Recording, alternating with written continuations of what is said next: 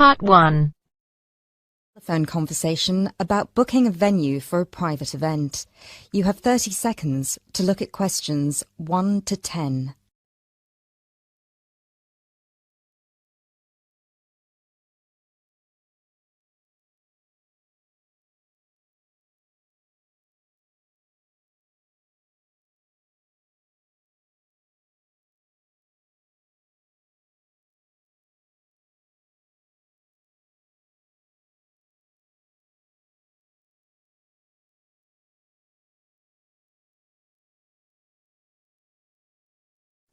This is George and Dragon. How may I help? Hi, I'm calling to inquire about your upstairs venue. I'm interested in booking it for a private event, and I was wondering if I could ask a few questions. Yes, of course. Just give me a second, please. So, before we start, could I please get a name and phone number? Yes, my name is Clara Carlton. Carly, could you spell that for me, please? Sure, it's Carleton. And the phone number? Well, I'm going to give you my work number as I'm booking the venue for a work event. Right. So it's 020-8322-1479. Great. So, what would you like to know? Well, I saw on your website that the price can be from £20 per hour, so I would like to get an exact quote if possible. Well, the price depends on the type of event, the date, and the number of people, and whether we will be providing food as well. Oh, it's for a retirement party for one of my colleagues. Okay. And for which date is that? Well, we were thinking next Tuesday, the 31st of May. Okay. Oh, I'm sorry, but the venue's already booked that day. We're free on Monday and Wednesday, if that would suit you. Well, Wednesday's no good, because the gentleman who's retiring will be gone by then. But Monday works just as fine. Great. You'll get a cheaper rate for Monday, too. Excellent. And how many people will there be? Well, at the moment it's supposed to be 16, but it might go up to 17. We're waiting for one of our co-workers to confirm whether they'll be available that night or not. The boardroom in the venue only has space for 15 people, I'm afraid. We've got enough standing room for about 15 extra people. Is that all right? Oh, I'm sure it'll be fine. We won't be sitting down much anyway. Would it be possible to provide 2 extra chairs just in case, though? Yes, of course. Great. Before you hear the rest of the talk, you have some time to look at questions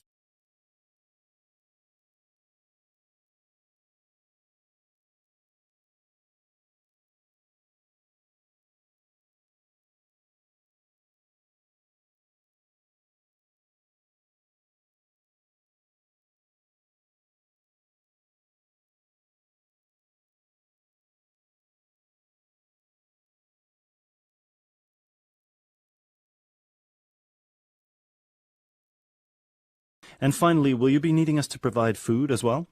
Well, we'll be bringing the cake, but I imagine that yes, we will be ordering some food as well. What are your options for nibbles? Well, we've got quite a vast selection depending on which type of menu you're interested in.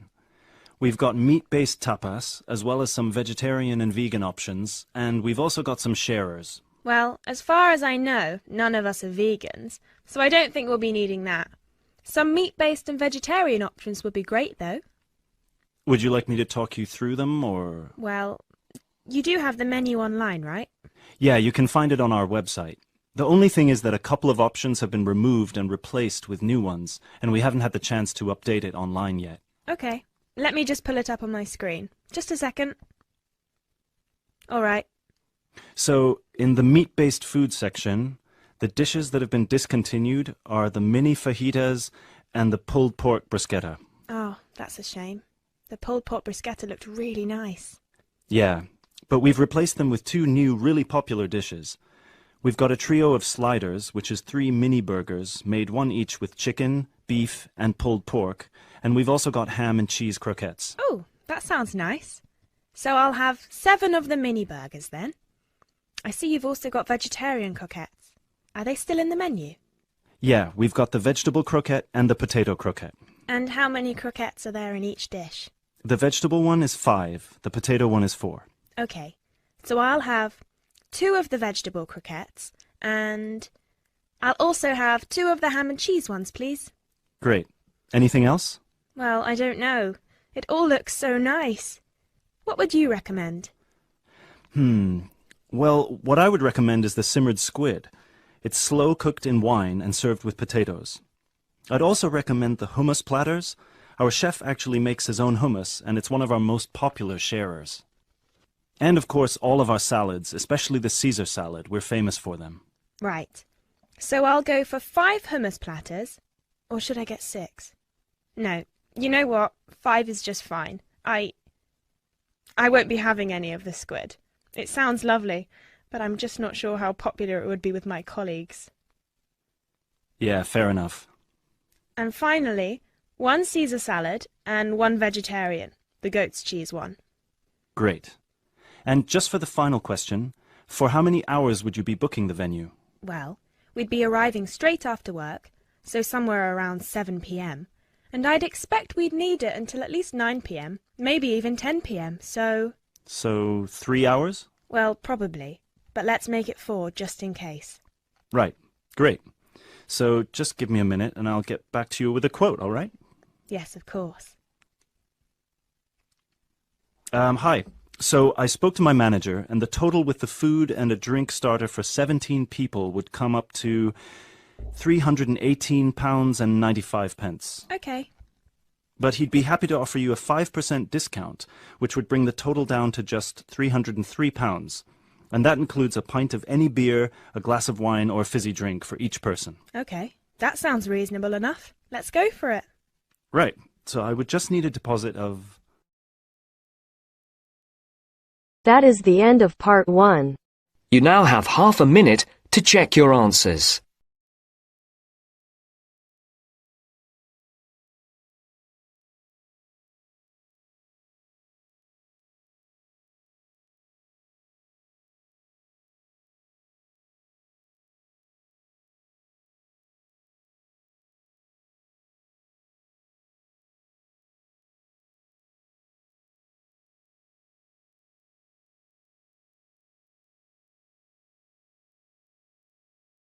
Now turns to part 2. Cut 2. You will hear a talk about keeping children safe on the Internet. First, you have some time to look at questions 11 to 16.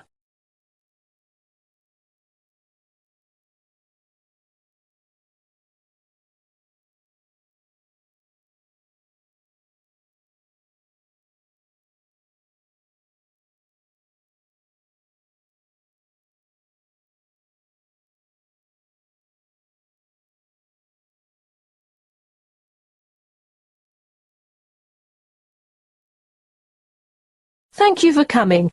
It's good to see so many of you interested in keeping your children safe on the Internet. What's in store? Well, firstly, I'm going to talk in general about some common sense ideas and rules for young ones using the computer. Then, I'll give you some information on free educational websites. Finally, we'll finish with question time. I'm sure most of you think that the Internet can be a frightening place in which to let your children roam loose. But let me remind you that it can also be a fountain of knowledge and education. The trick is to avoid the former and utilize the latter. There are programs available both in your local electronics supply shop and free to download that will keep your child safe to a certain degree on the World Wide Web. A popular one is Online Family Norris, which bars things like military and social websites. I wouldn't advise you to rely solely on a program to protect your family, though. As good as it is, you cannot abdicate your responsibility as a parent. I'm sure you all know that, or you wouldn't be here. When all is said and done, the best way to keep children safe is to educate them and keep an eye on them. For this reason, you should make sure the computer which your child uses is kept in a communal space, where you can look over their shoulder from time to time. It is paramount that you teach them never to divulge their proper or full name, and to never provide personal information, such as where they live or what their phone number is. Tell them that online friends must remain just that, online, unless they are supervised. It is difficult, I know, to teach children about the dangers of the world when they are so naive, so trusting and innocent. But without going into great detail, you must alert them to the possibility that the people they are chatting with may not be who they say they are. It's also sensible not to give them their own email address until they are old enough to use the internet safely. So, all communication from websites will go through you.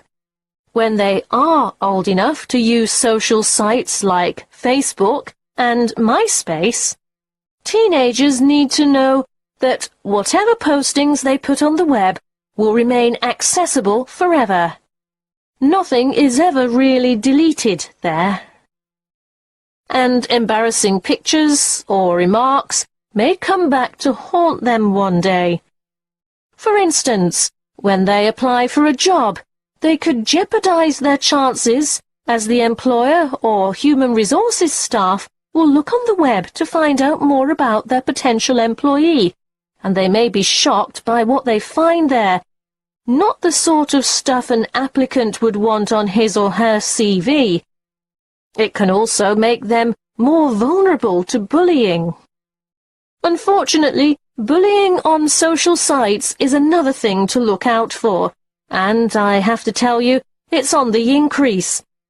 It's a very difficult issue to deal with, but something that is more easily detected if the computer is kept in a family space. If we can put these negative issues aside, let's not forget that the internet is also a wonderful place for children of all ages. Teenagers may be mostly networking on social sites or completing research that they've been asked to do as part of their homework assignments, but younger children can get assistance with mathematics, spelling and reading on a variety of free and paid-for sites. Before you hear the rest of the talk, you have some time to look at questions 17 to 20.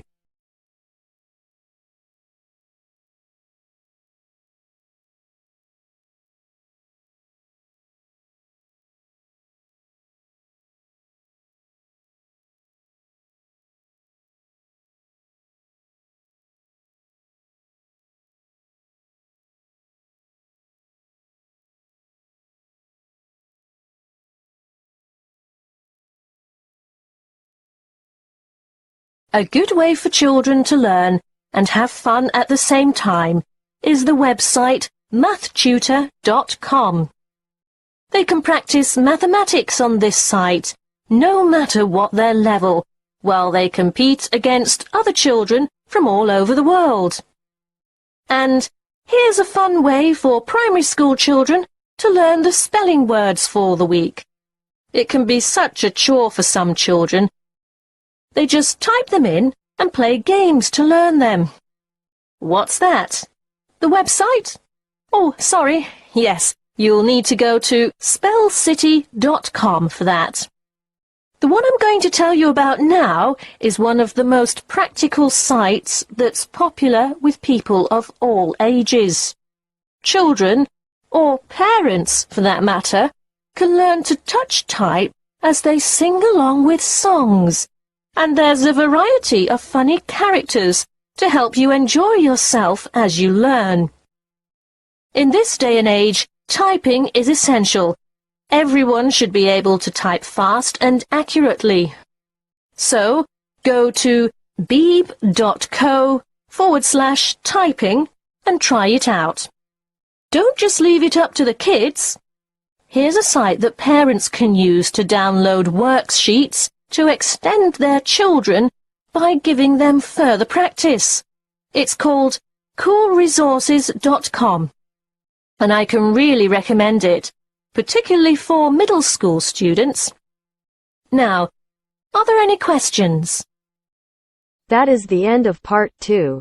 You now have half a minute to check your answers.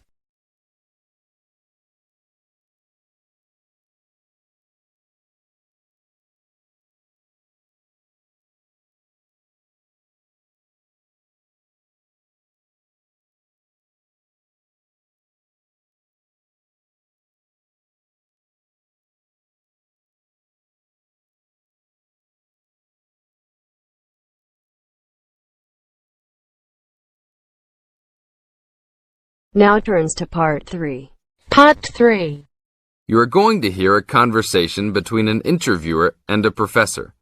First, you have some time to look at questions 21 to 26.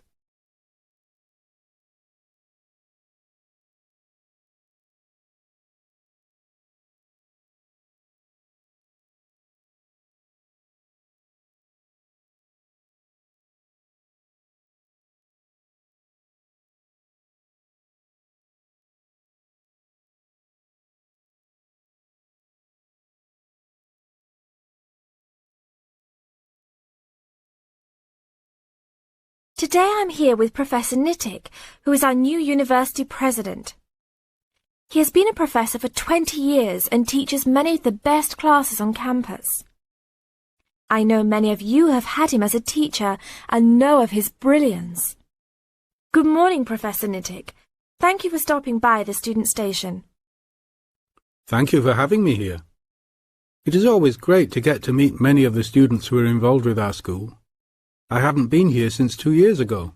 Yes, I remember at that time you were still teaching every semester. 2 years later, you're only teaching every once in a while. But it seems like you are still always busy. The administration world is just as busy as the teaching world for you.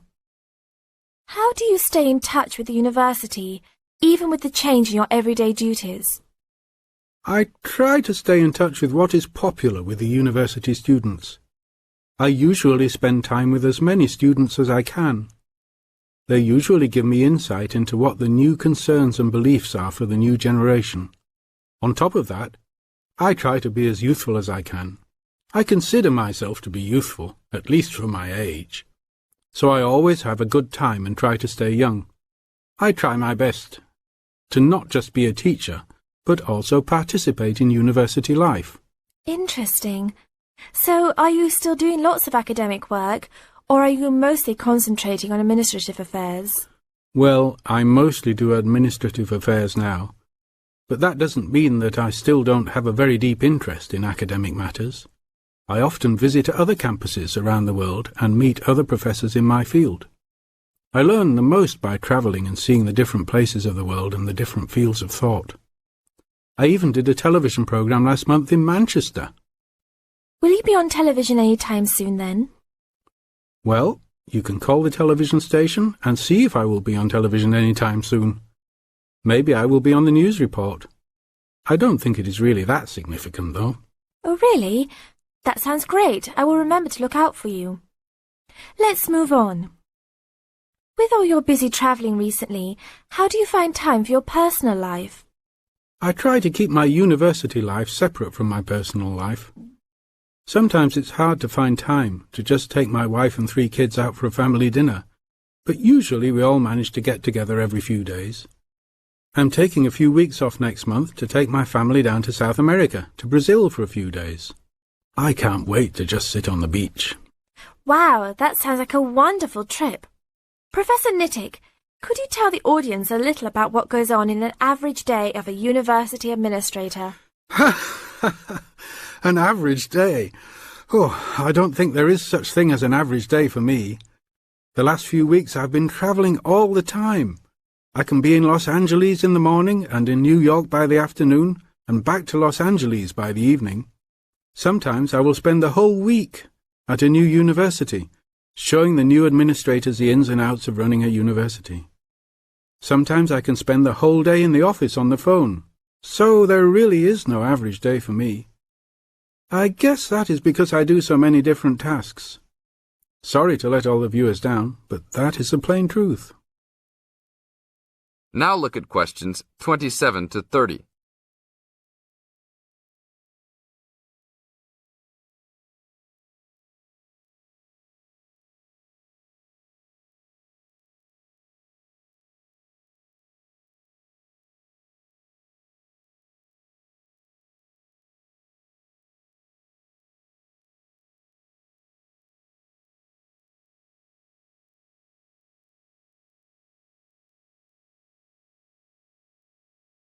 Well, I guess I can sum it up for them. You are a busy man. That is probably a good description. So, are there any immediate plans for the coming few weeks? Well, I'm in Los Angeles for the next 2 days, and then I fly to Colorado to meet a new prospective professor for our university. I will be in Colorado for about a week. Then I go to Japan for the next 10 days to meet with our university branch in Japan about record sales there. After that, I return to Los Angeles for a week, just in time for the graduation of the class of 2001. There you have it, my next month's schedule. Thank you very much, Professor Nittick. I always enjoy having you on our show. We hope to have you back on our show next time. That is the end of part 3. You now have half a minute to check your answers.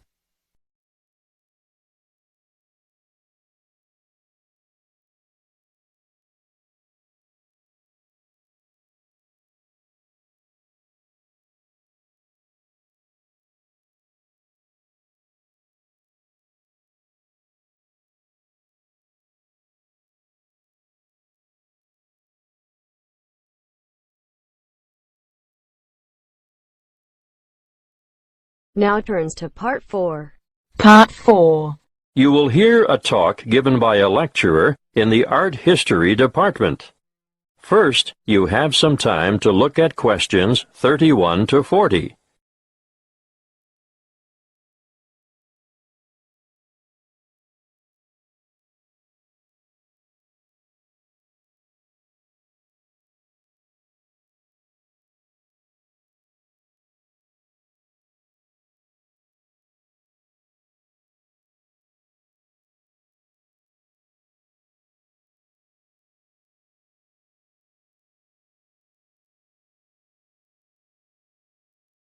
In this lecture today, I'm going to introduce you to an American painter, Charles Willson Peale.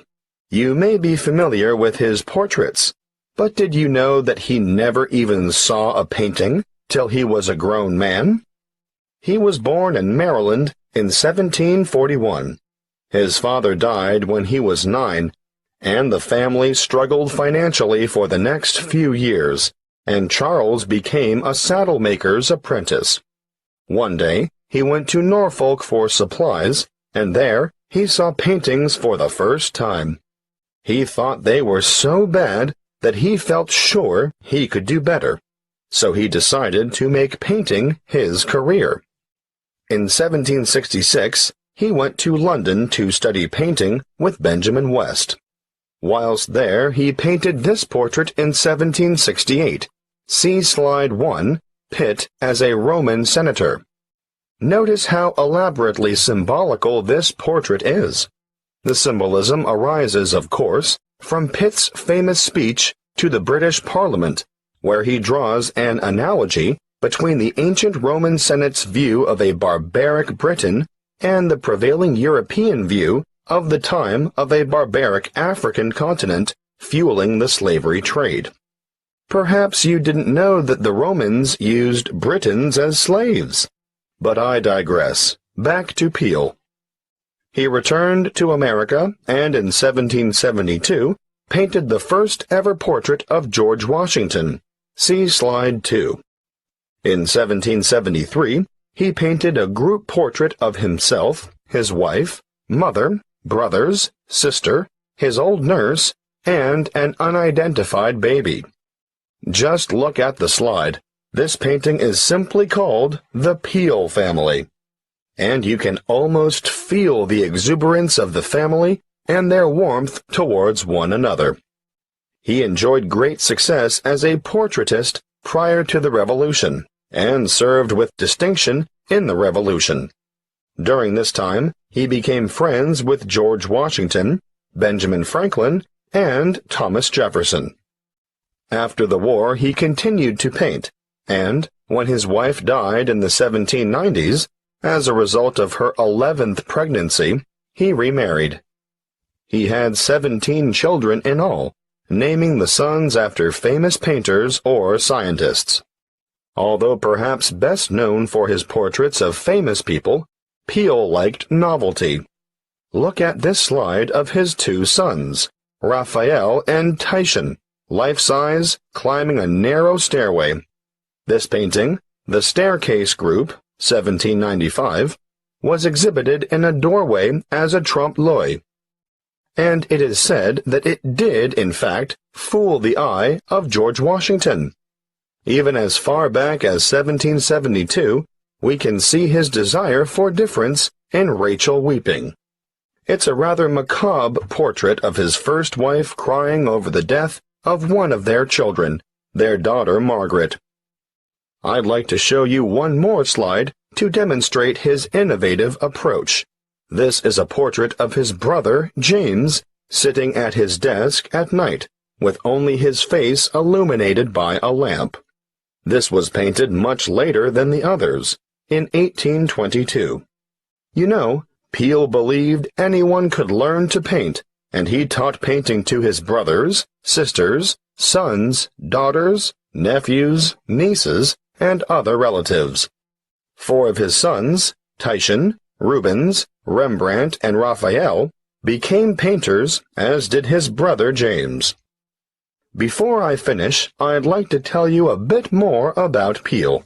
He was active in politics for several years, and throughout his life, he maintained a lively interest in many branches of science. He was also an inventor who gained patents for a fireplace, porcelain false teeth, and a new kind of wooden bridge. He collaborated with Thomas Jefferson on what was known as the polygraph, a kind of portable writing desk. But it wasn't any ordinary desk. This one could make several copies of a manuscript at once. He also wrote papers on a wide variety of subjects, from hygiene to engineering. Oh, and he also tried his hand at inventing a fairly primitive but innovative motion picture technique, new types of eyeglasses, and a velocipede, which is a precursor to the bicycle. Now, some of the original velocipedes had pedals, and some didn't. You sort of scooted along on them using your feet. Unfortunately, I can't remember which type it was that Peale worked on. He's also remembered for his work as a naturalist. He established the first scientific museum in America, and he even invented his own system of taxidermy. For those of you who aren't sure what taxidermy is, it's the art of preparing, stuffing, and presenting dead animals so that they appear lifelike. He was also well ahead of his time in that he placed his animals in a simulated natural environment. His most magnificent exhibit, however, was the complete skeleton of an extinct mammal known as a mastodon, which he helped excavate. The event was memorialized in his extraordinary painting, The Exhuming of the Mastodon. That is the end of part 4. You now have half a minute to check your answers.